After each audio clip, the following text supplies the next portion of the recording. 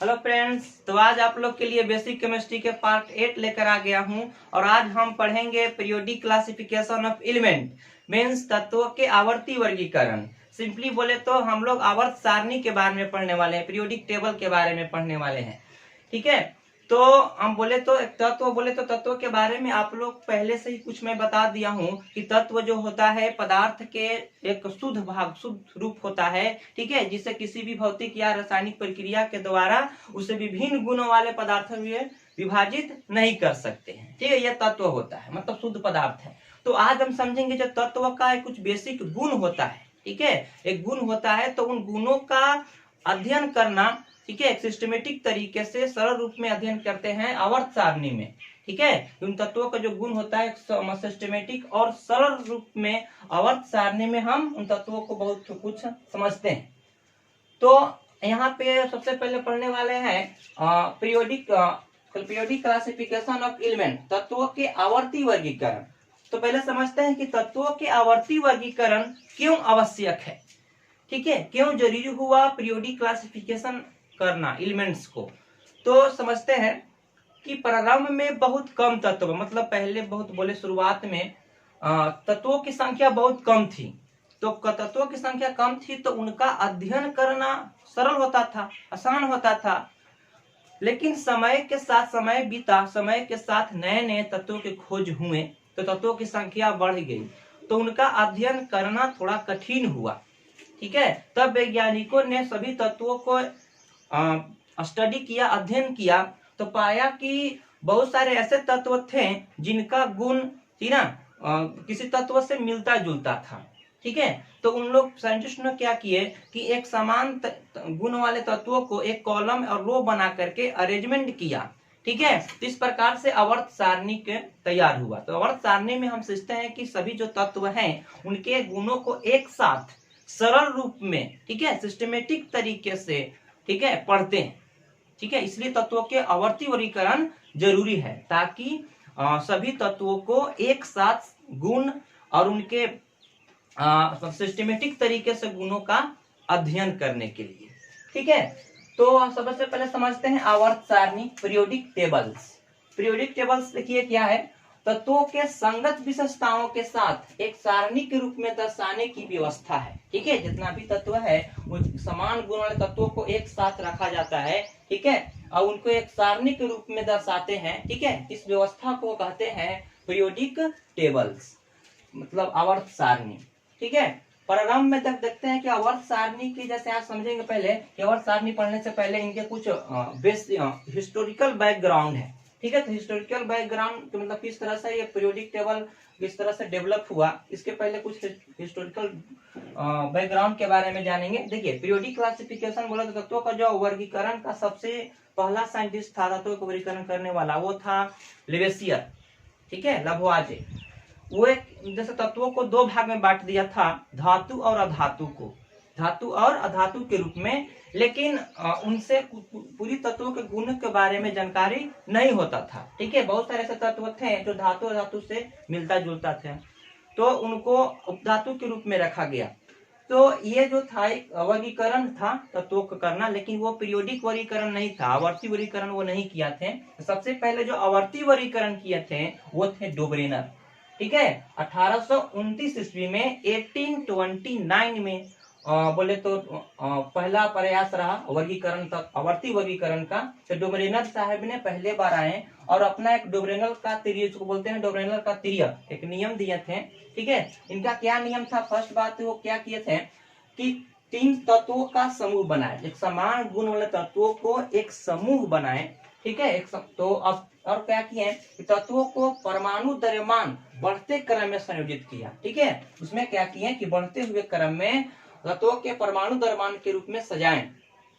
ठीक है, और बोले तो बीच वाले और नियम दिए और उसने बताए कि बीच वाले तत्वों का परमाणु द्रव्यमान अन्य 2 तत्वों के औसत के बराबर होगा। ठीक है, यानी बीच वाले तत्वों के यदि हम परमाणु द्रव्यमान देखेंगे तो अन्य 2 तत्वों के परमाणु द्रव्यमान के औसत के बराबर होगा। ठीक है, तो इस प्रकार के यदि जिन तत्वों के होगा उनके गुण एक दूसरे के समान होगा, ऐसा मतलब बताएं। जैसे वो 3 ग्रुप बनाए, जैसे ऐसे बोले तो मतलब इस प्रकार से ग्रुप बनाए हैं। ग्रुप 1 में जैसे लिथियम, सोडियम और पोटेशियम को रखें, ठीक है। अब जैसे बोले तो जैसे लिथियम का होता है 7 एटॉमिक मास, सोडियम के जैसे पोटेशियम का होता है 29। तो सोडियम के जो होगा मतलब Na जो सोडियम का जो परमाणु द्रव्यमान होगा, इनके औसत लिथियम और पोटेशियम के औसत के बराबर होगा, ठीक है। तो यहाँ पर ये औसत निकालते हैं, एवरेज निकालते हैं, तो ये दोनों का ऐड करेंगे तो 46/2 यानी 23 आ जाएगा, ठीक है। आगे देखते हैं ग्रुप 2 में, तो ग्रुप 2 में रखते हैं कैल्शियम, ठीक है, बेरियम और अस्ट्रोनियम। तो यहाँ पर यदि हम बेरियम के एटॉमिक मास निकालेंगे तो ये दोनों का औसत के देखिए बराबर आ रहा है, ठीक है। तो इस प्रकार से ग्रुप 2 में रखें। ग्रुप 3 में जैसे क्लोरीन, ब्रोमीन और आयोडीन को रखें, ठीक है। जैसे यहाँ पे यदि हम ब्रोमीन के एटॉमिक मास निकालते हैं तो क्लोरीन और आयोडीन के एटॉमिक मास के औसत के बराबर आएगा, ठीक है।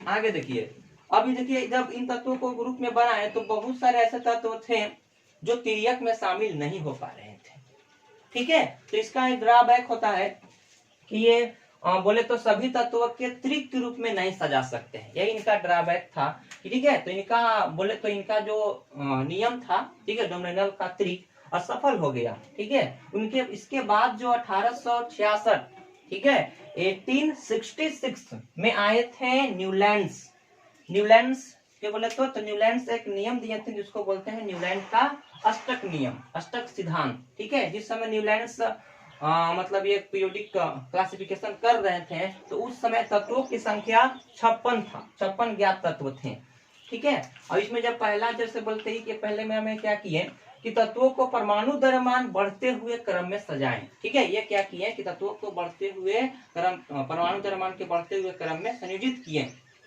ठीक है। और दूसरा बात ये थे कि प्रथम तत्व, इसने बताया कि प्रथम तत्व तथा 8वें तत्व के गुण समान होगा। जो उस तरह से सजाए थे तो उसने बताया कि पहला तत्व प्रथम जहां से आप स्टार्ट कर रहे हो उससे जो 8वां बार में आएगा, ठीक है, उसके बाद जो 8वां वाला आएगा तत्व उनके गुण के समान होगा। जैसे यदि हम बात करते हैं कि जैसे ये बताए थे कि जैसे संगीत का अष्टक के जो समानता मतलब जो संगीत का जो जिस तरह से स्वर है 8 स्वर, उसी तरह से सारे गामा पद निसा, तो सारे गामा सा शुरू में है और अंत भी सा से हो रहा है, मतलब 8वां बार में सा से हो रहा है, मतलब बोले तो जिस तरह से इस तरह से समान है उसी तरह से तत्व भी इस 8वां समान होगा, ठीक है, इनके सारणी में। जैसे इस तरह से लिथियम से लिखे तो लिथियम, बेरियम, बोरोन, कार्बन, ठीक है, नाइट्रोजन, ऑक्सीजन, फ्लोरीन और सोडियम, मतलब 8वां बार में लिथियम से यहाँ आता है सोडियम के, तो बोले तो लिथियम और सोडियम के जो गुण होगा एक समान होगा, ठीक है। उसी तरह से यदि बेरियम से स्टार्ट करते हैं तो इसका गुण 8वां बार में आता है मैग्नीशियम पर, ठीक है। तो इनका जो गुण होगा बेरियम के वो मैग्नीशियम के गुण के समान होगा, यानी मैग्नीशियम का गुण बेरियम के गुण जैसा हो सकता है, ठीक है, ऐसा इनका कहना था, ठीक है। लेकिन ये जो सारणी था इनके पीरियोडिक जो पीरियड थे इनके बोले तो ये कुछ ही तत्व मतलब हल्के तत्व तक ही ऐसा पीरियड बन रहा था, ठीक है, इनके नियम पर, ठीक है। आगे तत्वों के लिए ये मतलब बोले तो सटीक नहीं हो पा रहा था, ठीक है। इसलिए बोले तो इनका जो ड्रॉबैक था ये बोल सकते हैं कि केवल हल्के तत्वों के लिए लागू होता है, मतलब न्यूलैंड्स का जो अष्टक सिद्धांत है, अष्टक नियम, वो सिर्फ हल्के तत्वों के लिए ही लागू होते हैं, वो भी कैल्शियम तक, 20 परमाणु संख्या इसका कैल्शियम तक ही लागू होता है, ठीक है। तो ये असफल हो गया न्यूलैंड्स का अष्टक नियम। इसके बाद आए थे, ठीक है, 1869 यानी 1869 में आए थे मेडलिप साइंटिस्ट। देखिए ये जैसे इस समय जिस समय मेडलिप अपने पीरियोडिक क्लासिफिकेशन कर रहे थे उस समय कुल तत्वों की संख्या 63 था, 63 तत्व ज्ञात थे, ठीक है। इसने क्या किया सबसे पहले, जैसे बोले तो मेडलिप एक मतलब अच्छा योगदान रहा है पीरियोडिक टेबल क्रिएट करने में, क्योंकि इनका जो पीरियोडिक टेबल था और आज का पीरियोडिक टेबल है उनसे कुछ मिलता जुलता है, ठीक है। इसलिए हम थोड़ा सा इसको अच्छा से समझेंगे मेडलिप की आवर्त सारणी। तो देखिए इसमें बताए थे फर्स्ट इसने क्या किए कि तत्वों के परमाणु द्रव्यमान के बढ़ते हुए क्रम में संयोजित करिए, ठीक है। पहला बार में जो किए थे तत्वों के परमाणु द्रव्यमान को बढ़ते हुए क्रम में संयोजित किए, ठीक है। अब इनके एक सिद्धांत दिए थे कि तत्वों के गुण धर्म उनके परमाणु द्रव्यमान के आवर्त फलन होता है, ठीक है, यानी बोले तो तत्वों के जो गुण होगा, ठीक है, उनके परमाणु द्रव्यमान के आवर्त फलन होगा। ठीक है, और उसने क्या बनाया, देखिए इसने क्या किया कि एक ऊर्ध्वाधर बोले तो वर्टिकली कॉलम, एक ऊर्ध्वाधर स्तंभ वर्टिकली कॉलम बोले, ठीक है, जिसको हम बोलेंगे ग्रुप, ठीक है, ग्रुप या वर्ग बोलते हैं हिंदी में। ठीक है, अब मतलब वो क्या किए कि ऊर्ध्वाधर स्तंभ वर्टिकली कॉलम तथा क्षैतिज पंक्तियां हॉरिजेंटल रो, जिसको बोलते हैं आवर्त के रूप में सजाया। ठीक है, अब इस समय जो बोले तो इनकी जो इस तरह से वर्ग था, जैसे इस तरह से, इनके वर्गों की संख्या मतलब बोले तो था 9 ग्रुप, यानी इनके आवर्त सारणी में ग्रुप की संख्या 9 थी। ठीक है, जो बोले तो जिस तरह से ये इस तरह सजाए हैं, देखिए इस लाइन को जैसे इस तरह से रहेगा हॉरिजेंटल, तो इसको बोलते हैं क्षैतिज पंक्तियां, मतलब हॉरिजेंटल रो, तो ये है पीरियड। ठीक है, और जो वर्टिकली होगा इस तरह से, इसको बोलेंगे बोलते हैं ग्रुप। ठीक है, इसको ग्रुप, वर्ग या समूह भी कर सकते हैं। तो इसमें तो होते हैं ग्रुपों की संख्या 9 था और पीरियड थे 7। ठीक है, इनके कुछ खास बात था, इनके खास बात क्या है, मतलब इनकी विशेषताएं भी हैं। इसका देखिए विशेषताएं, फीचर के बारे में जानेंगे। देखिए ये क्या किए थे कि आवर्त सारणी में कुछ रिक्त स्थान छोड़ दिए थे। ठीक है, इनके बहुत मतलब एक तत्वों के बारे में भविष्यवाणी भी कर दिए थे कि एक ऐसा तत्व खोज होगा। ठीक है, उनके गुण के बारे में पहले ही चर्चा कर दिए थे। ठीक है, कि ये जो होता है इनका गुण कुछ ऐसा इनके जैसा होगा, अब इसको इस जगह पे रख देंगे। ठीक है, क्योंकि इसी के समान होगा, ऐसा कुछ बताए थे। ठीक है, उसने क्या किए कि तत्वों के आवर्त सारणी में रिक्त स्थान छोड़ा, जो फिर बाद में नए तत्व खोजे गए। जैसे बोले तो जैसे देखिए, जैसे इसको बोलते हैं एका बुरोन, एका मतलब एक समान, संस्कृत का ये वर्ड होता है एका। ठीक है, एका मतलब समान, तो एका बुरोन। ठीक है, तो मतलब बोले कि एका बोरोन मतलब बोरोन के समान, तो बोरोन के समान गुण वाले तत्व थे स्कैंडियम, जो बाद में खोजे गए। ठीक है, देखिए ये जो बताए थे एका बोरोन, एका सिलिकन। ठीक है, मतलब सिलिकन के समान गुण वाले जो आएंगे वो थे जर्मेनियम, जो अब खोजे गए हैं। ठीक है, ठीक है, उसके बाद तीसरा बताए थे जैसे एका अल्युमिनियम, एका अल्युमिनियम जैसे बोले तो इसी के जैसा एक गैलियम आज खोजा गया। तो यहाँ बोले तो एल्यूमिनियम के नीचे गैलियम रखा जाता है, सिलिकन के नीचे जर्मेनियम और बोरोन के नीचे स्कैंडियम। तो आज तक तो ये सब खोजे गए हैं, पहले ये सब ये नाम से जानते थे, इनका गुण के बारे में वो बता दिए थे। ठीक है, दूसरा जो विशेषता था, मेडलिफ ने कुछ तत्वों के परमाणु द्रव्यमान को भी सुधार किए थे। ठीक है, पहले में बोला गया था कि बेरिलियम का परमाणु द्रव्यमान जो होता है 13.5 होता है। ठीक है, क्योंकि इनका जो वैलेंसी बताया गया था वो 3 पहले बताया गया था, और जब इसकी तुल्यांकी भार 4.5 होता है, तो 4.5 से जैसे इसको गुना करते हैं तो 0.5 आ जाएगा। ठीक है, तो ये वैलेंसी 2 बताएं कि इसका वैलेंसी 2 होगा, जब गुना करते हैं तो इसका 9 आ जाता है, तो इसका मास 9 होगा, ये बताए थे। ठीक है, और जैसे इनका देखिए, जैसे ये भी थे, तो इनके जैसे आवर्त सारणी में कुछ जैसे तत्वों का सटीक नहीं बैठ पाया था, कुछ बोले तो समस्थानिक का खोज हो गया। हाइड्रोजन का जो बताए थे, हाइड्रोजन का जो उसका गुण होता है वे ठीक है, वो जैसे वो बोलते हैं अल्काइली मेटल, मतलब सोडियम हो, लिथियम हो गया, सोडियम हो गया, ठीक है, पोटेशियम हो गया, तो ये सब तत्वों से हाइड्रोजन का गुण मिलता था। अब हैलोजन ग्रुप जैसे होता है क्लोरीन, ब्रोमीन, ये सब दोनों से गुण हाइड्रोजन के मिलता जुलता था। ठीक है, तो बोले तो हाइड्रोजन के स्थान नियत नहीं रखे थे। ठीक है, उनका स्थान निश्चित नहीं था हाइड्रोजन का। दूसरा बात बोले तो जब समस्थानिक का खोज हो गया, समस्थानिक बोले तो जिसकी परमाणु संख्या सेम होता है लेकिन परमाणु द्रव्यमान अलग अलग होता है, तो परमाणु द्रव्यमान अलग अलग है तो अलग अलग उसके स्थान होना चाहिए, ऐसा कुछ नहीं था, समस्थानिक का स्थान नहीं दिया गया था, नहीं निश्चित नहीं था। ठीक है, बोले तो अगला दोष था, ये बोले कि जैसे इनके सारणी में एटॉमिक मास वाले तत्वों के क्रम कम एटॉमिक मास वाले तत्वों को पहले रखा। इसने क्या किया, ज्यादा एटॉमिक मास, मतलब जिसका ज्यादा होता था एटॉमिक मास, ठीक है, तत्वों को कम एटॉमिक मास से वाले तत्वों से पहले रखा। ठीक है, मतलब ज्यादा वाला को जैसे वो बढ़ा रहे हैं, बढ़ते क्रम में यदि तत्वों को सजा रहे हैं तो जिसका परमाणु द्रव्यमान कम है उसको पहले रखना चाहिए था, लेकिन कुछ तत्वों जो था जिसका परमाणु द्रव्यमान ज्यादा था उसको पहले भी रख दिए और कम वाले को बाद में रख दिए। जैसे यदि बात करें कि आयोडीन का जो परमाणु द्रव्यमान होता है 126.9 होता है, ठीक है, और टेलोनियम का जो होता है वो 127.6 होता है, तो इसको रहने का काम था पहले, ठीक है, लेकिन टेलोनियम के बाद में आयोडीन को रखा गया है। ठीक है, इस तरह से मतलब इसका दोष ड्रॉबैक हो जाता है। ठीक है, ये डेमेरिट है इनका मेडलिफ की आवर्त सारणी का। ठीक है, तो देखिए मिडलिप की आवर्त सारणी ये था। अब आगे देखिए जब इनका सफल रहा, डेमेरिट हो गया, तब फिर इसके बाद आए थे 1913 ईस्वी में। ठीक है, मतलब बोले तो मिडलिप की आवर्त सारणी कुछ दिन तो तक चला था, ठीक है, कुछ वर्षों तक। और जैसे इसके बाद जब त्रुटियां आई तो इसके बाद मोसले आए थे। ठीक है, देखिए हेनरी मोसले, ये जो बताए थे आधुनिक आवर्त सारणी वो मोसले। तो हेनरी ने क्या किए कि मॉडर्न पीरियोडिक टेबल क्रिएट किए, जो आज हम लोग पढ़ते हैं। ठीक है, इन्हीं के बारे में। तो अब ये क्या किए कि तत्वों के परमाणु संख्या के बढ़ते हुए क्रम में संयोजित किए थे। ठीक है, मिडलिप किए थे परमाणु द्रव्यमान के बढ़ते हुए क्रम में संयोजित। ठीक है, लेकिन ये किए थे परमाणु संख्या के क्रम में संयोजित किए। अब एक सिद्धांत दिए कि तत्वों के गुणधर्म उनके परमाणु संख्या का आवर्त फलन होगा। ठीक है, उनके परमाणु द्रव्यमान का नहीं। उसने आवर्त बताए हेनरी मोसले ने कि तत्व का जो गुणधर्म होगा उनके परमाणु संख्या के आवर्त फलन होगा, परमाणु द्रव्यमान की नहीं। ठीक है, आगे की बात इसने भी क्या किए कि ये जो स्तंभ वर्टिकली कॉलम जो बनाए थे ये 18, ठीक ना, 18 को ग्रुप इस तरह से बनाए वर्टिकली कॉलम। ठीक है ना, और 7 को उन्हीं के बराबर, जैसे मिडलिप में 7 गो है। ठीक है, इस तरह से 7 गो क्षैतिज कतार वो बनाए हैं। ठीक है, तो यहाँ पर इस तरह से क्षैतिज कतार बोले, मतलब इसको हम बोलते हैं हॉरिजॉन्टल रो, जिसको बोलेंगे पीरियड, आवर्त। इस तरह से मतलब इनके बोले तो इनके ग्रुप 18 थे, और जैसे अब जो पीरियड था वो 7 था पीरियडों की संख्या आधुनिक आवर्त सारणी में, जो आज भी है।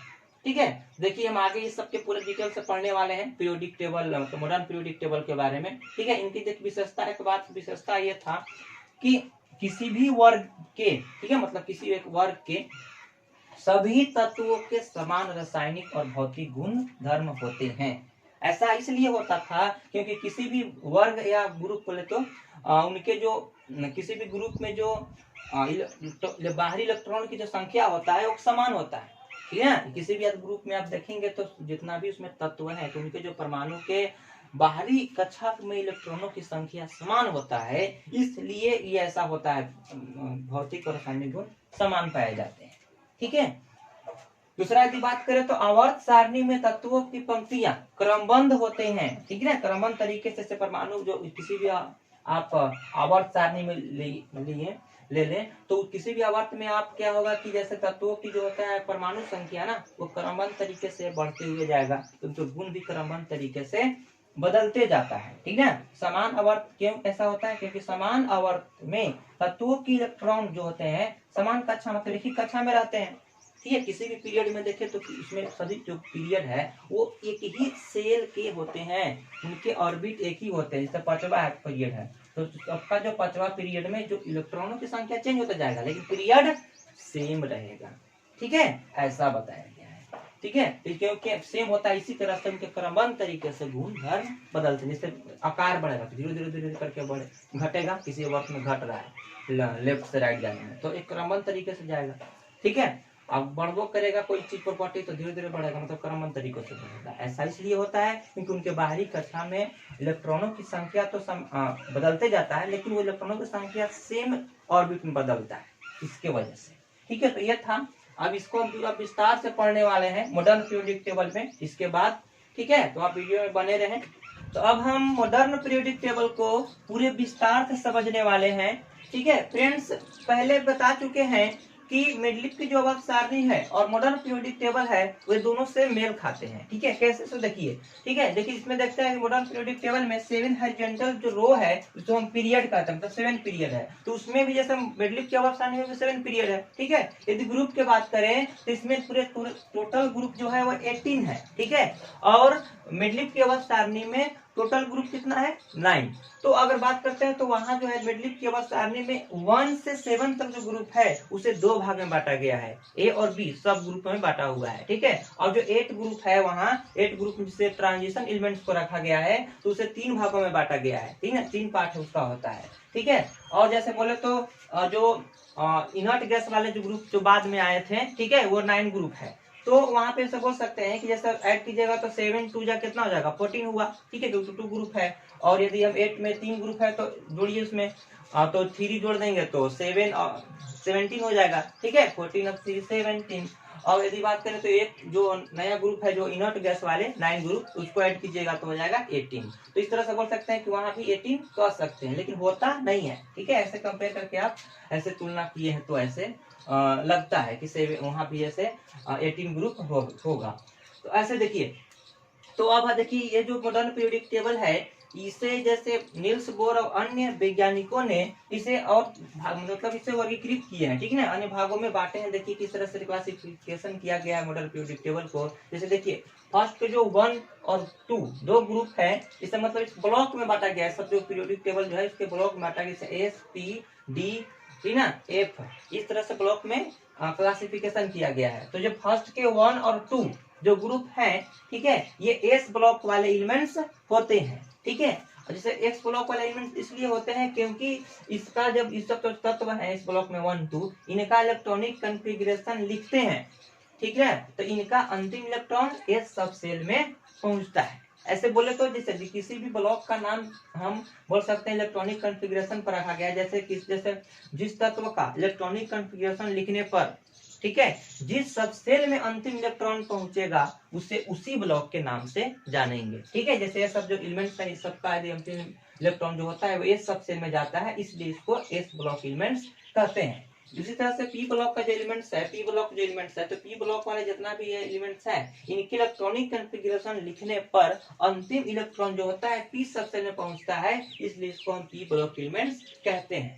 ठीक है, आगे देखिए डी ब्लॉक एलिमेंट। तो डी ब्लॉक जो एलिमेंट है इस सब का जो एलिमेंट है इस सब तो इलेक्ट्रॉनिक कॉन्फ़िगरेशन जब लिखते हैं तो इसका भी अंतिम इलेक्ट्रॉन डी सब सेल में पहुंचता है, इसलिए इसे हम डी ब्लॉक के एलिमेंट्स कहते हैं। ठीक है, उस तरह से ये ब्लॉक के एलिमेंट्स है, इसका भी अंतिम इलेक्ट्रॉन सब सेल में पहुंचता है, तो बोलेंगे कि ये सब एक ब्लॉक एलिमेंट्स कहलाते हैं। ठीक है, अब देखिए यहाँ पे जो डी ब्लॉक एलिमेंट्स है एक और नाम से जानते हैं ट्रांजिशन एलिमेंट्स। ठीक है, ये एक्सेप्टेड छोड़ करके 12 जो ग्रुप है, जिंक, कैडमियम और मरकरी, ये सबको छोड़ करके बाकी सब ट्रांजिशन एलिमेंट्स में आते हैं, संक्रमण तत्व कहे जाते हैं। ठीक है, तो इस तरह से जो इसको एक ब्लॉक एलिमेंट्स को एक नया नाम होता है इनर ट्रांजिशन एलिमेंट्स। ठीक है, अंतर संक्रमण तत्व के नाम से जानते हैं।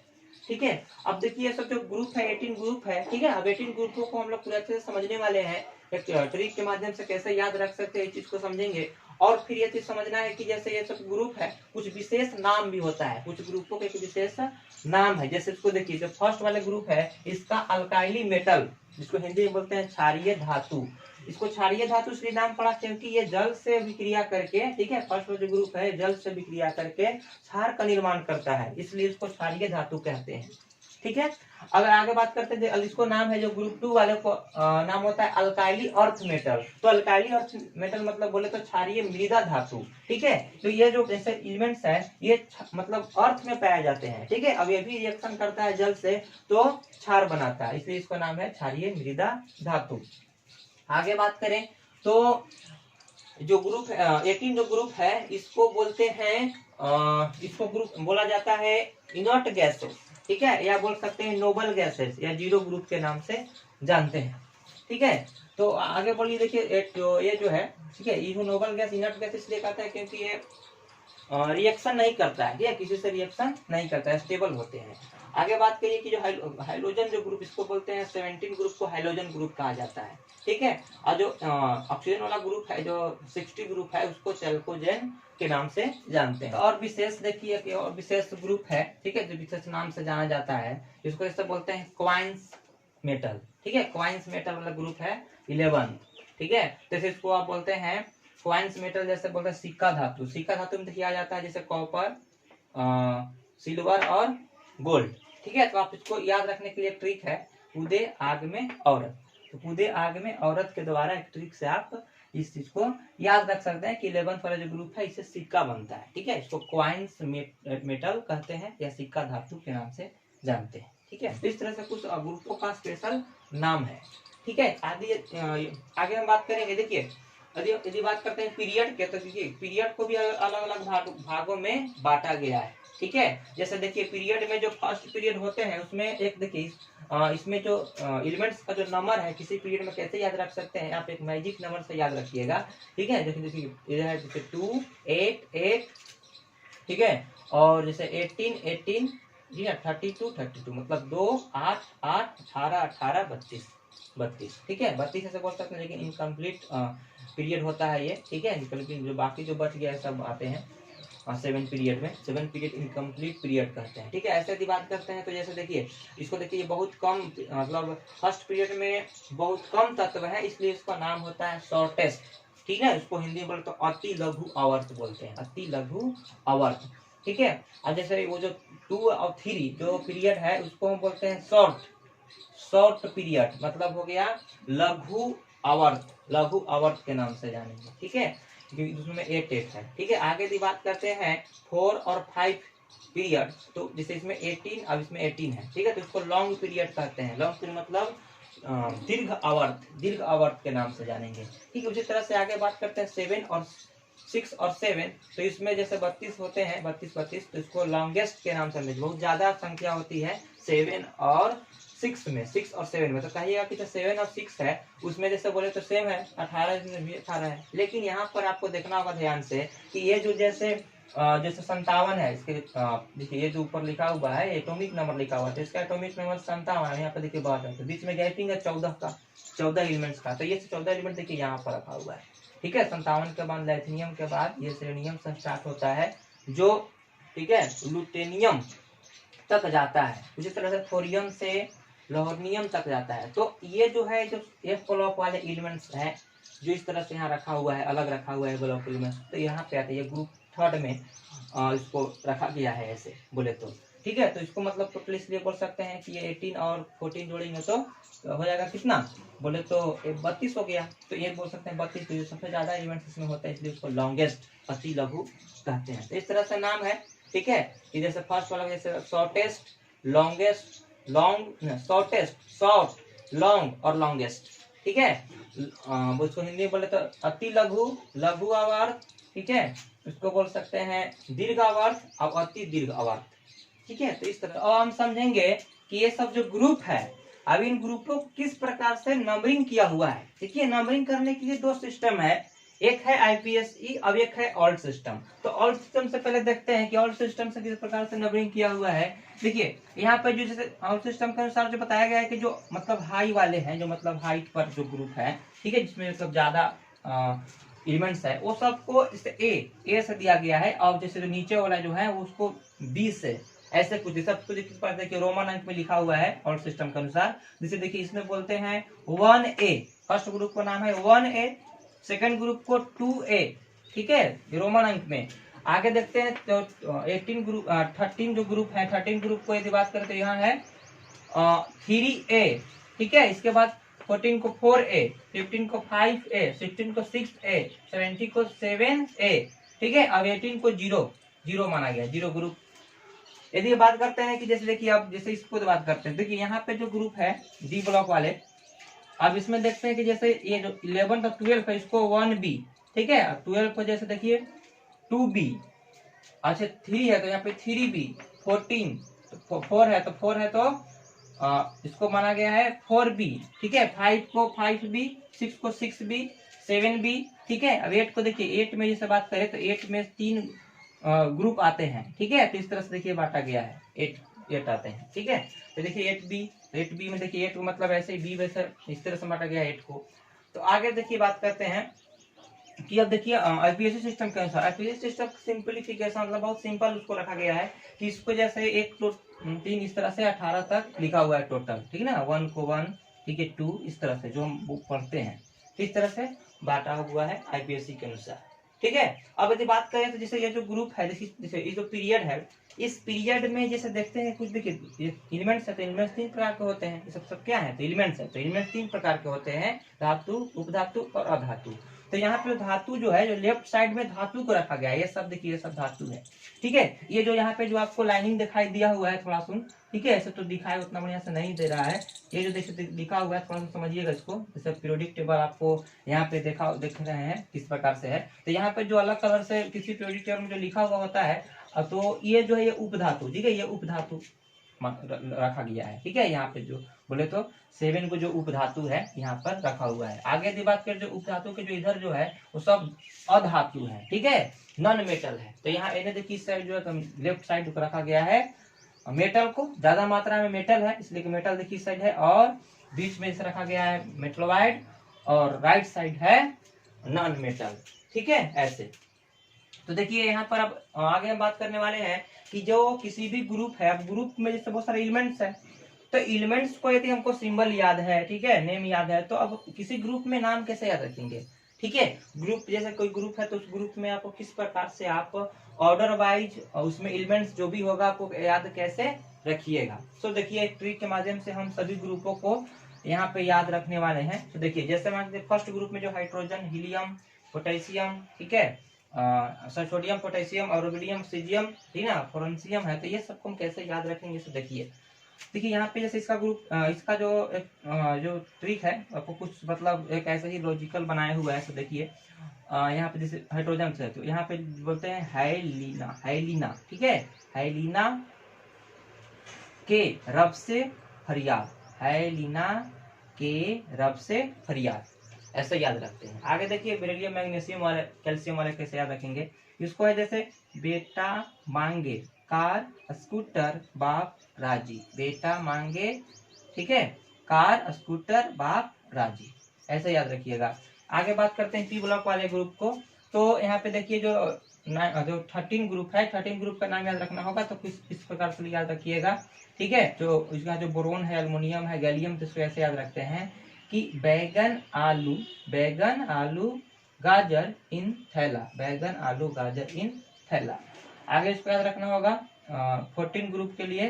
तो ये देखिए कार्बन जो सिलिकॉन है, जर्मेनियम, इसको ऐसे लिखते हैं, बोलते हैं कि कहे शिवजी, ठीक है, कहे शिवजी, ठीक है, सुने पार्वती, कहे शिवजी सुने पार्वती। आगे की बात करते हैं जो 15 वाला ग्रुप है, तो इसको इस प्रकार से याद रखते हैं कि नाना पाटकर अस्कर सब बीमार, नाना पाटकर अस्कर सब बीमार।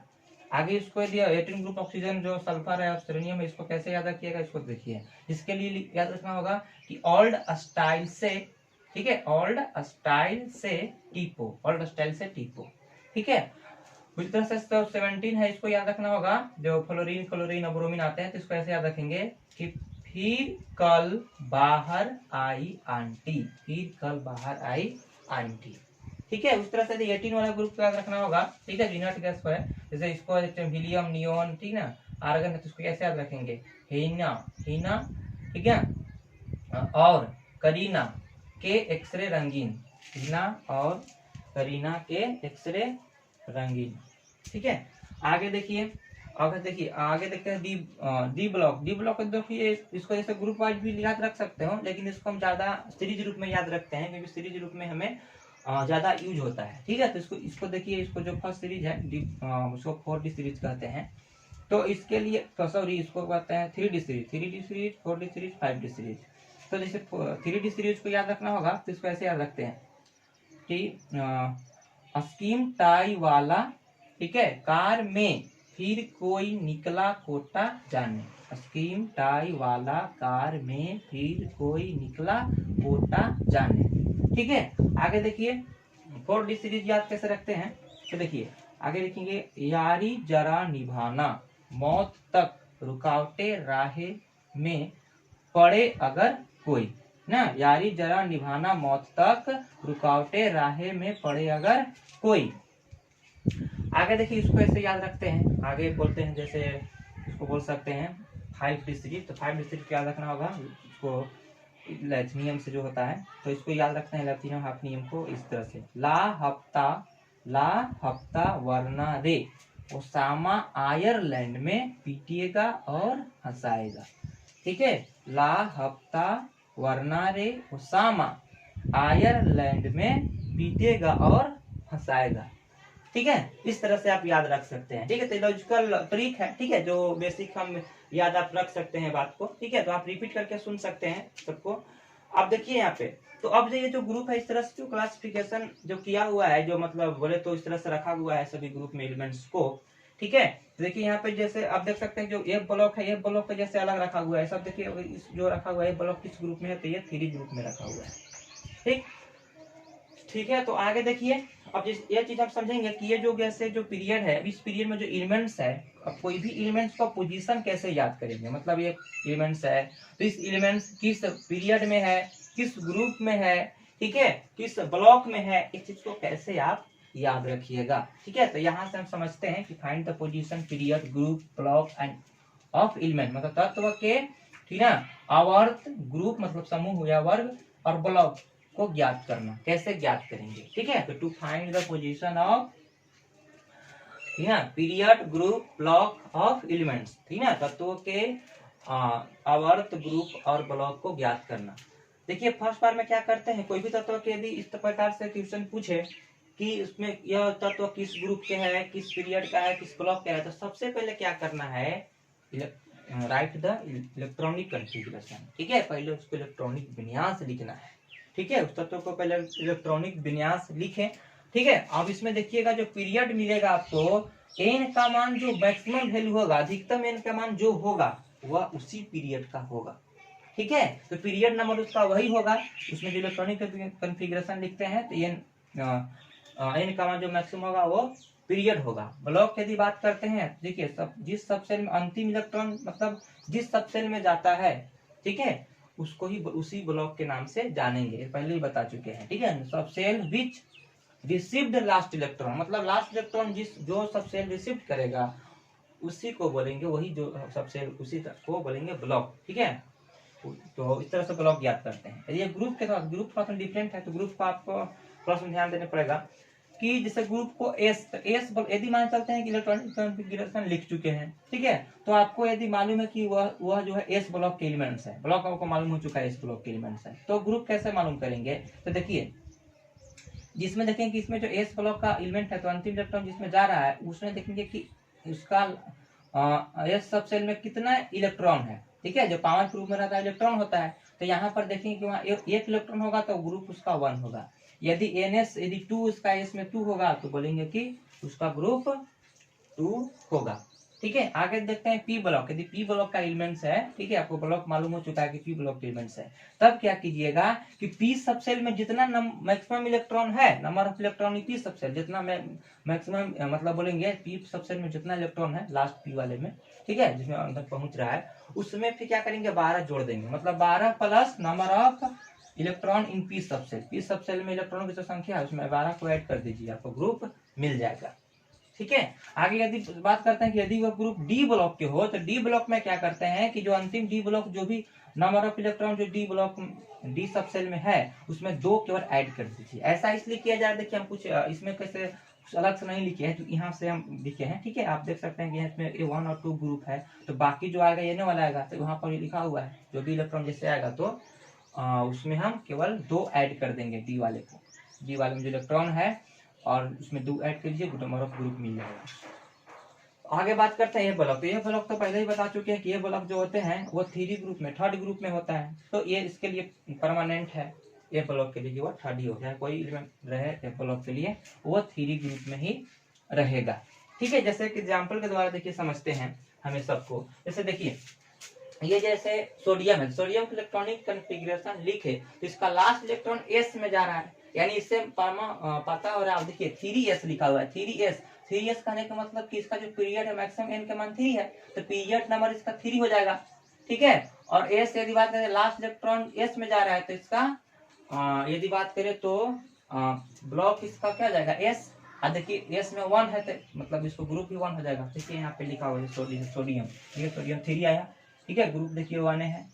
ठीक है, और देखिए एस ब्लॉक के एलिमेंट्स है। ठीक है, तो इस तरह से हम देख सकते हैं। उधर से नाइट्रोजन का जब निकलिएगा तो नाइट्रोजन जो है इसका इलेक्ट्रॉनिक कॉन्फ़िगरेशन लिखे तो लास्ट इलेक्ट्रॉन देखिए पी में जा रहा है, अब इसका मैक्सिमम एन का मान 2 है।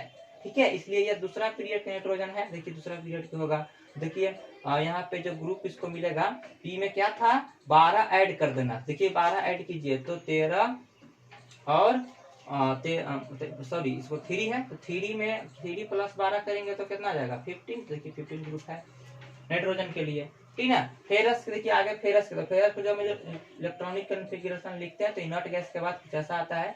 तो देखिए यहाँ पे आयरन के बाद लिखे हैं तो इसको इसका मैक्सिमम देखिए कहाँ लास्ट इलेक्ट्रॉन किसमें जा रहा है, लास्ट इलेक्ट्रॉन जा रहा है डी में, तो डी ब्लॉक क्यों, लेकिन पीरियड कौन होगा मैक्सिमम एन का मान देखिए 4 है।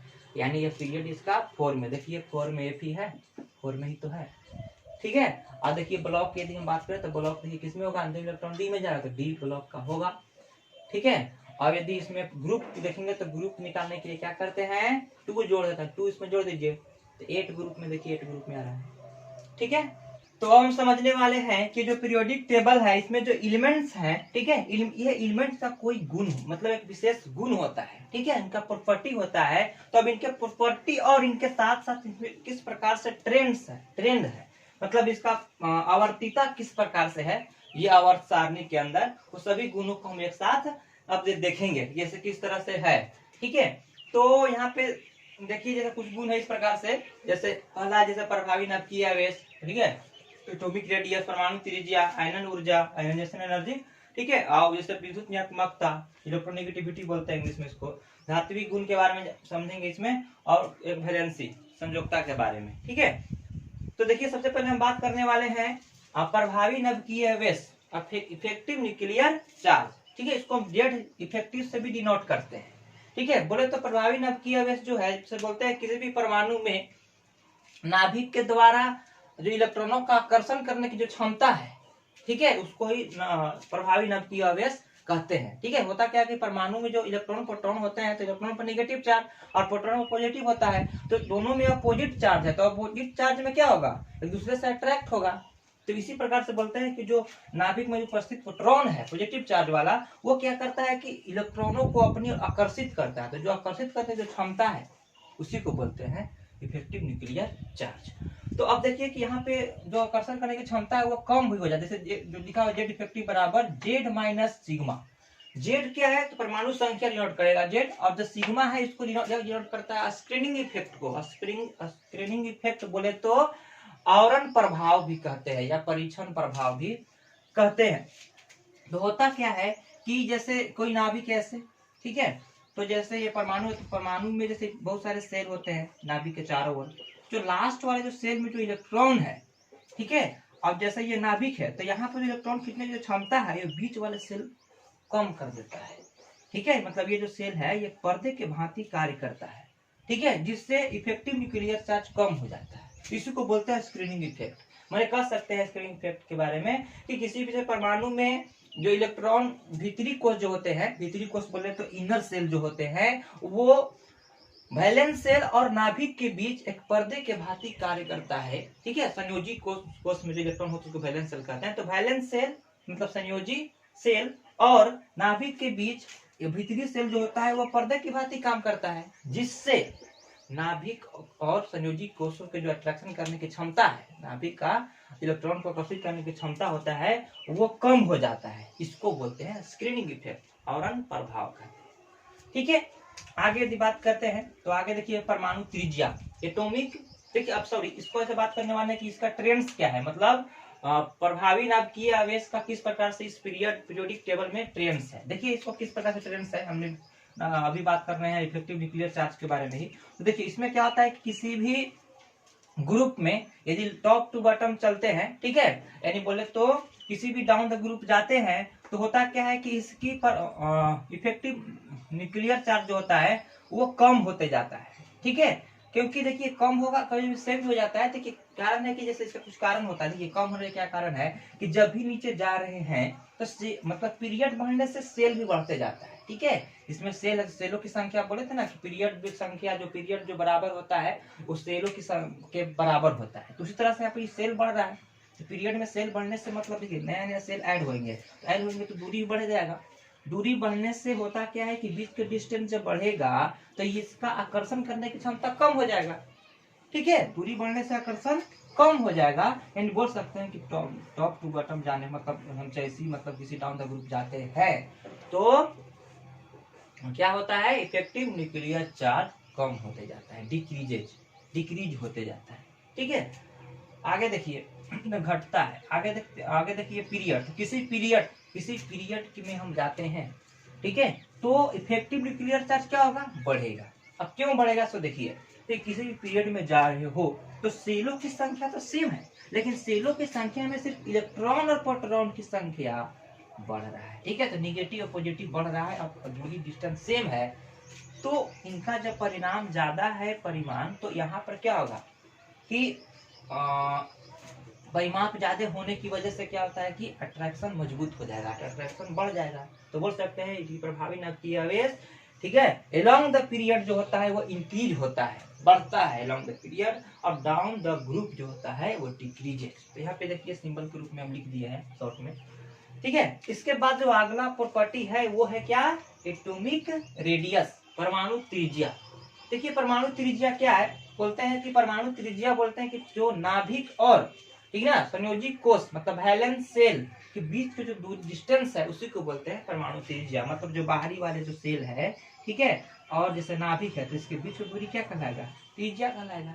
तो इसको हम देखिए एटॉमिक साइज ही बोलते हैं, एटॉमिक रेडियस या एटॉमिक साइज सेम है, ठीक है। तो यहाँ इसकी डिस्टेंस को ही बोलते हैं एटॉमिक रेडियस, ठीक है, मतलब नाभिक और संयोजी कोष के बीच के दूरी को एटॉमिक त्रिज्या, परमाणु त्रिज्या कहेंगे, ठीक है। अगर देखते हैं तो यहाँ पे समझते हैं कि ग्रुप में क्या होता है, तो बढ़ता है, ग्रुप में जाने से बढ़ता है। क्यों, अभी बता चुके, ग्रुप में पीरियड बढ़ने से सेल ऐड होता जाएगा, सेल बढ़ेगा तो बीच की दूरी बढ़ेगा, तो डिस्टेंस बढ़ेगा, तो लॉन्ग द ग्रुप क्या हो जाएगा, बढ़ेगा, ठीक है। अच्छा, परमाणु त्रिज्या लॉन्ग द पीरियड क्या होगा, ठीक है, मतलब हम किसी पीरियड में जाते हैं, किसी आवर्स में जाते हैं तो क्या होता है, तो घटता है, मतलब साइज घटता है। किसी पीरियड में साइज कैसे घटेगा, तो देखिए होता क्या है कि जैसे ही हम इस अलोंग द पीरियड जाते हैं तो क्या होगा कि इफेक्टिव न्यूक्लियर चार्ज क्या हो रहा है, बढ़ रहा है, ठीक है, बढ़ रहा है। मतलब वो क्या करेगा कि नाभिक जो है, ठीक ना, वो जैसे बाहरी इलेक्ट्रॉनों को आकर्षण ज्यादा करेगा, तो आकर्षण ज्यादा करने से इलेक्ट्रॉन एक दूसरे से करीब हो जाएंगे, नाभिक की ओर चल जाएंगे। तो संयोजित कुछ जो इलेक्ट्रॉन है उसका थोड़ा मतलब इस तरह से, मतलब क्या हो जा रहा है, थोड़ा सिकुड़ जा रहा है। परमाणु क्या हो, मतलब जैसे बोल सकते हैं कि सिकुड़ जा रहा है, ठीक है, मतलब साइज छोटा हो जाएगा, ठीक है। इसलिए बोलते हैं कि पीरियड में जाने से साइज क्या होता है, छोटा। इलेक्ट्रॉनों और प्रोटॉनों की संख्या बढ़ने से अट्रैक्शन ज्यादा है, तो इलेक्ट्रॉन जो मोशन करेगा, जहाँ जो ऑर्बिट बोलते हैं, तो इलेक्ट्रॉन के बाहरी कोष और जैसे नाभिक, ठीक है, तो नाभिक और जो बोलते हैं कि इलेक्ट्रॉन के जो बाहरी कोष वाले इलेक्ट्रॉन है, दोनों के बीच की दूरी क्या हो जाएगा, कम हो जाएगा इफेक्टिव न्यूक्लियर चार्ज बढ़ने से। तो बोल सकते हैं कि अलोंग द पीरियड क्या होता है, घटता है एटॉमिक रेडियस। आगे है आयोनाइजेशन एनर्जी। आयोनाइजेशन एनर्जी मतलब आयनन ऊर्जा। आयनन ऊर्जा क्या है, तो समझिए, आयनन ऊर्जा जो होता है किसी भी आइसोलेटेड परमाणु से, एटम से क्या करते हैं कि इलेक्ट्रॉन निकालने में जो एनर्जी रिक्वायर्ड होता है, ठीक है, कोई भी परमाणु है तो परमाणु में जो भी एनर्जी, परमाणु में इलेक्ट्रॉन को निकालने में जो एनर्जी की आवश्यकता पड़ रहा है उसको ही बोलते हैं आयोनाइजेशन एनर्जी। तो अब देखिए कि जैसे यहाँ पे सपोज दैट इस जगह पर समझेंगे कि जैसे यहाँ पे नाभिक है, तो इस तरह से इलेक्ट्रॉन जो रोटेट करते हैं, चारों ओर घूमते रहते हैं, तो यहाँ ऐसा कुछ जैसे जो अट्रैक्शन को तोड़ना है, तो उसके लिए हमको एनर्जी जरूरी पड़ेगा। तो वही जो एनर्जी उसको निकालने के लिए पड़ दे रहे हैं उसी को बोल रहे हैं क्या, आयोनाइजेशन एनर्जी। तो इलेक्ट्रॉन, देखिए इलेक्ट्रॉन को निकालने के लिए यदि अट्रैक्शन मजबूत है तो ज्यादा एनर्जी लगेगा, यानी आयोनाइजेशन एनर्जी ज्यादा होगा, ठीक है। तो यहाँ पर जैसे यदि साइज बढ़ता है तो ये आकर्षण कम, तो आकर्षण कम होने से ज्यादा एनर्जी लगेगा, कम एनर्जी लगेगा आकर्षण कम होने से, ठीक है। लेकिन साइज छोटा होने से एनर्जी कम, मतलब बोल सकते हैं एनर्जी ज्यादा लगेगा, साइज छोटा रहेगा एनर्जी ज्यादा लगेगा। तो हम तुलना कर सकते हैं, जो एटॉमिक रेडियस होता है और आयोनाइजेशन एनर्जी जो होता है एक दूसरे के इनवर्सली प्रोपोर्शनल जो होते हैं। मतलब एटॉमिक त्रिज्या बढ़ रहा है, ठीक है, आयोनाइजेशन एनर्जी कम होगा। जैसे इसलिए बोल सकते हैं कि ग्रुप में आयोनाइजेशन एनर्जी क्या होगा, कम होता जाएगा, क्योंकि साइज बढ़ रहा है, दूरी बढ़ने से अब एनर्जी अट्रैक्शन कम हो रहा है तो एनर्जी कम खर्च होगा, ठीक है। आगे देखिए पीरियड में क्या होगा, तो पीरियड में क्या होगा कि साइज घटने की वजह से, ठीक है ना, बोल सकते हैं कि आयोनाइजेशन एनर्जी बढ़ेगा, साइज घट रहा है, अट्रैक्शन मजबूत हो रहा है तो बढ़ जाएगा आयोनाइजेशन एनर्जी, ठीक है। आगे प्रॉपर्टी यदि बात करता है तो एक है विद्युत नियतात्मकता, बहुत इंपॉर्टेंट है, इलेक्ट्रोनेगेटिविटी। देखिए इलेक्ट्रोनेगेटिविटी क्या है, देखिए ये क्या है कि जैसे कोई बॉन्डेड एटम है, मतलब दो बॉन्ड बना हुआ है, जो एटम बोलते हैं अणु बना हुआ है, ठीक है, अणु के रूप में है, मॉलिक्यूल के रूप में। जैसे मान के चलते हैं कुछ इस प्रकार समझिए, जैसे ए है और बी, दो परमाणु एक दूसरे से बॉन्ड बना हुआ है, ठीक है। तो होता क्या है कि जिसको इलेक्ट्रोनेगेटिविटी, ठीक है, देखिए जब बॉन्ड बनने के बाद भी कुछ पार्शियल चार्ज क्रिएट करते हैं, ठीक है, डेल्टा प्लस और डेल्टा माइनस। तो कहने का मतलब डेल्टा माइनस मतलब ये इलेक्ट्रॉन को इधर शिफ्ट कर रहा होगा, यानी कुछ इलेक्ट्रॉन इधर जा रहे होंगे। ठीक है, जो इलेक्ट्रॉनों का जो बहाव है वो बी की ओर है, यानी इसको क्षमता इलेक्ट्रॉन खींचने का अधिक है। ठीक है, तो बोल सकते हैं विद्युत उन्मुखता जो होता है किसी भी परमाणु को इलेक्ट्रॉन खींचने की क्षमता है, इलेक्ट्रॉन को खींचने की क्षमता होता है, मतलब बोल सकते हैं बॉन्डेड पेयर इलेक्ट्रॉन को। ठीक है ना, इफेक्टिव इक्वेशन नहीं समझिएगा, दूसरा है बॉन्डेड पेयर इलेक्ट्रॉन को होता है, वो आइसोलेटेड के लिए होता है। अब ये है बॉन्डेड पेयर इलेक्ट्रॉन को अपनी तरफ क्या करता है, खींचने की क्षमता है। शेयर इलेक्ट्रॉन को अपनी तरफ खींचने की क्षमता होता है शेयर पेयर इलेक्ट्रॉन को। ठीक है, तो देखिए इसको बोल सकते हैं खींचने की क्षमता बी के अधिक है। ठीक है, तो यहाँ पे देखिए, तो जैसे मान के चलते हैं कि यदि मान के चले कि कुछ ऐसा रहेगा, मतलब बी ए की ओर यदि रहेगा बी की, मतलब सी और डी है, ऐसे समझिए सी और एक डी है, तो यहाँ पर इस ओर है तो बोलेंगे कि यहाँ पर नेगेटिव हो जाएगा, यहाँ पर पॉजिटिव, यानी डी की इलेक्ट्रोनेगेटिविटी अधिक है। ठीक है, अब देखिए कि ये जो खींचता है बॉन्डेड पेयर इलेक्ट्रॉन को, ये नाभिक के द्वारा ही खींचता होगा ना, नाभिक में तो पॉजिटिव होता है, बाहर इलेक्ट्रॉन खींच रहा है। तो अब जब मतलब न्यूक्लियस के द्वारा ही खींच रहा है, तो न्यूक्लियस में ठीक है खींचने की क्षमता कब बढ़ेगा, जब न्यूक्लियस करीब होगा, यानी बोले तो साइज यदि कम होगा, साइज कम होगा तो अट्रैक्शन करने का क्षमता ज्यादा होगा, साइज यदि बड़ा होगा तो अट्रैक्शन करने की क्षमता कम होगा। ठीक है, तो इलेक्ट्रॉन ऐसे भी जो कौन खींचता है, कौन लेता है इलेक्ट्रॉन, धातु। तो धातु तो नहीं होंगे, मेटल तो नहीं होंगे, जब भी होगा तो नॉन मेटल होंगे, तो नॉन मेटल ही ऐसा कर सकता है। ठीक है, इसलिए बोलते हैं कि किसी भी ग्रुप में आप जाते हो तो ग्रुप में जाने से ठीक है साइज बढ़ता है, तो साइज बढ़ने से इलेक्ट्रोनेगेटिविटी क्या होगा, कम हो जाएगा, खींचने की क्षमता घट जाएगा। लेकिन पीरियड में जाने से इलेक्ट्रोनेगेटिविटी क्या हो जाते हैं, पीरियड में जाने से इलेक्ट्रोनेगेटिविटी बढ़ जाता है। ठीक है, अब यदि बात करते हैं कि सबसे ज्यादा, क्योंकि अधात्विक गुण इससे आपको पकड़ सकते हैं, इलेक्ट्रोनेगेटिविटी से आप पकड़ सकते हैं कौन धात्विक और कौन अधात्विक ज्यादा होगा। जिसका इलेक्ट्रोनेगेटिविटी अधिक है उसको वो बोल सकते हैं वो अधात्विक गुण अधिक होगा, अधात्विक गुण बहुत कम। ठीक है, धात्विक गुण नगण्य हो जाएगा। तो यहाँ पर देखिए, ठीक है, सबसे ज्यादा जो इलेक्ट्रोनेगेटिविटी होता है वो होता है फ्लोरीन का। ठीक है, देखिए ये तो इनर्ट गैस के लिए नहीं होगा, फ्लोरीन का इसलिए होगा कि इधर से जा रहा है, देखिए सबसे साइज छोटा होगा और सबसे हाइट पर है। ठीक है, तो देख सकते हैं कि फ्लोरीन का सबसे ज्यादा इलेक्ट्रोनेगेटिविटी होता है, इसका मान होता है 4। ठीक है, ऐसा यदि बात करें तो 4 होता है, इसके बाद ऑक्सीजन, तब होता है क्लोरीन। इस प्रकार से इलेक्ट्रोनेगेटिविटी का कुछ मान रहते हैं। ठीक है, सबसे ज्यादा इलेक्ट्रोनेगेटिविटी है वो फ्लोरीन है। ठीक है, क्वेश्चन पूछ सकता है। सबसे कम अगर आयोनाइजेशन एनर्जी की बात करें तो सबसे कम सीजियम होता है। ठीक है, सबसे कम सीजियम क्योंकि सबसे बड़ा है। ठीक है, तो बड़ा है तो ठीक है, तो इलेक्ट्रॉन जैसे बोल सकते हैं कि वो उसको निकालने के लिए कम एनर्जी की आवश्यकता होगा। ठीक है, तो सीजियम आसानी से इलेक्ट्रॉन डोनेट करता है, इसको जैसे बोल सकते हैं सोलर प्लेट में इसको यूज भी करते हैं, क्योंकि ये जो होता है इलेक्ट्रॉन आसानी से डोनेट कर देता है, किसी को दे देता है। ठीक है, तो आसानी से इलेक्ट्रॉन इसमें का प्रभाव होने लगता है। सनलाइट आता है तो इस क्या करते हैं इलेक्ट्रॉन को प्रवाहित करते, इलेक्ट्रॉन का फ्लो करेगा तो विद्युत धारा प्रवाहित होगा, और क्या मतलब करंट जनरेट करेगा, इस तरह से उसमें जनरेट होता है करंट। ठीक है, इस तरह से तो देख सकते हैं कि मतलब है ना, इलेक्ट्रोनेगेटिविटी की बात करें तो इलेक्ट्रोनेगेटिविटी जो होता है ग्रुप में घटता है और पीरियड में बढ़ता है। ठीक है, आगे यदि बात करें तो धात्विक गुण। ठीक है, तो धात्विक गुण की बात करें, मेटेलिक प्रॉपर्टी के बारे में बात करें तो किसी भी मेटेलिक प्रॉपर्टी मतलब बोले धातु का गुण है, तो देखिए धात्विक गुण मतलब क्या, इलेक्ट्रॉन देने की क्षमता यदि अधिक होगा ना तो बोलेंगे कि वो धात्विक गुण उसका अधिक है। ठीक है, इलेक्ट्रॉन लेने की क्षमता जिसका अधिक होगा वो अधात्विक गुण उसका अधिक है। तो इलेक्ट्रॉन देने की क्षमता कौन रखेगा, ग्रुप में नीचे जाने पर बढ़ेगा, क्योंकि देखिए आसानी से इलेक्ट्रॉन डोनेट कर देते हैं। ठीक है, अब पीरियड में जाने पर घटेगा, क्योंकि वो लोग अधातु इलेक्ट्रॉन खुद लेता नहीं, किसी को खुद ले लेता है। ठीक है, तो इस तरह से बोल सकते हैं धात्विक गुण में। आगे है संयोजकता। देखिए संयोजकता मतलब वैलेंसी। वैलेंसी क्या है, किसी भी देखिए कोई भी एलिमेंट्स का जो परमाणु है वो रिएक्शन में पार्टिसिपेट करता है, तो रिएक्शन में पार्टिसिपेट करता है तो या तो इलेक्ट्रॉन को देता हो, इलेक्ट्रॉन को लेता होगा।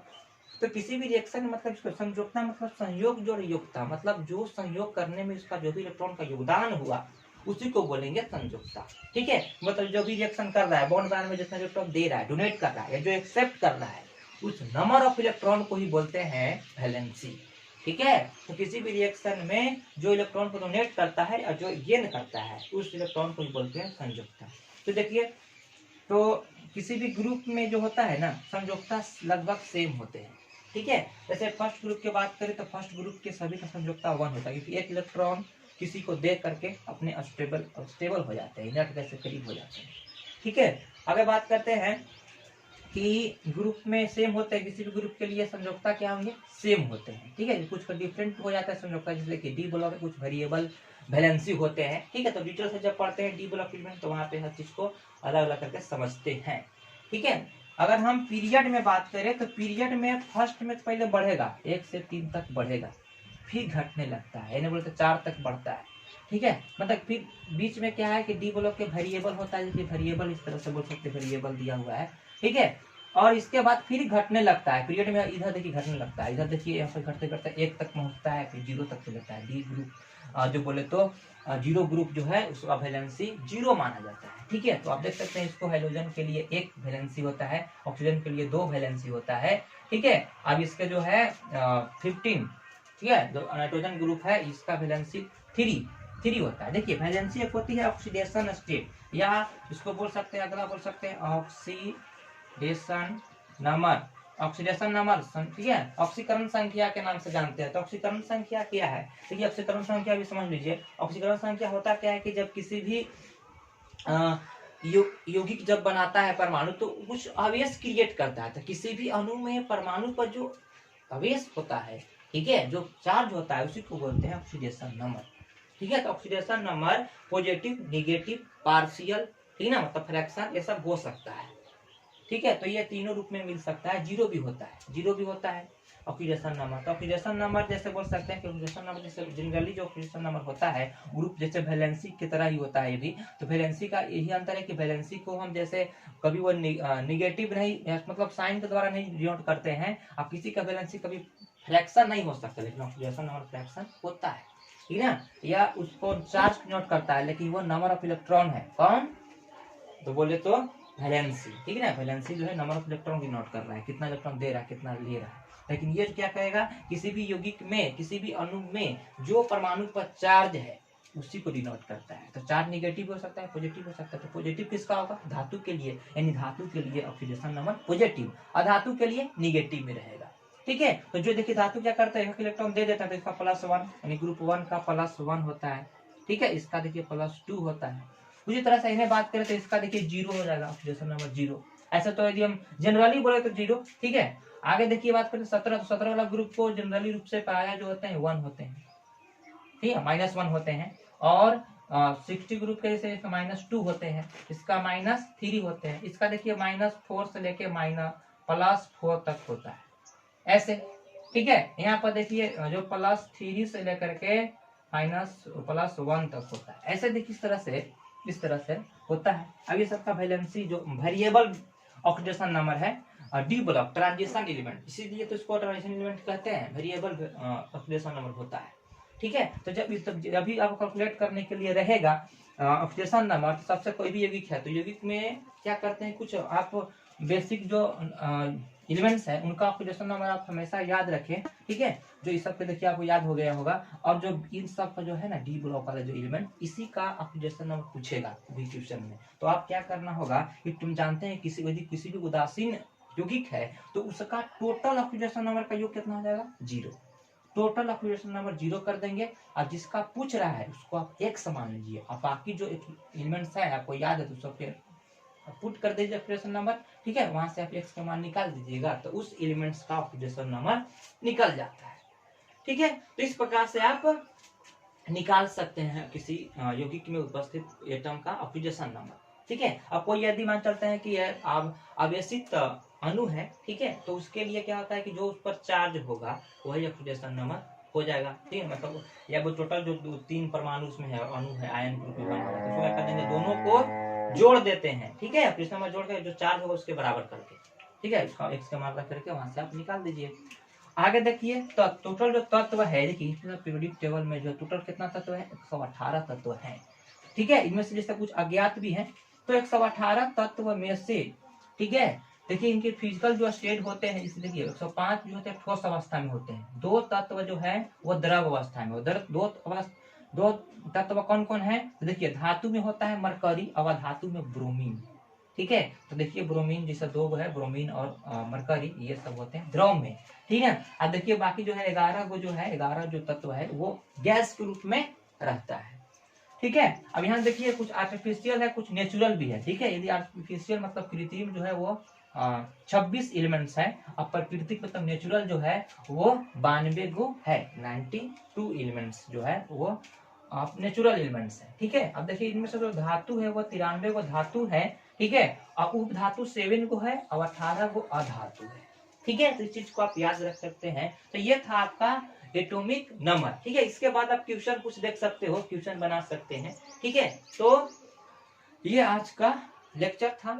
ठीक है, आप इसको समझे। ठीक है, बहुत अच्छा तरीका से बताया गया है। ठीक है, तो आप इस वीडियो को लाइक करें, शेयर करें और मेरे चैनल को सब्सक्राइब करें। ठीक है, थैंक यू सो मच।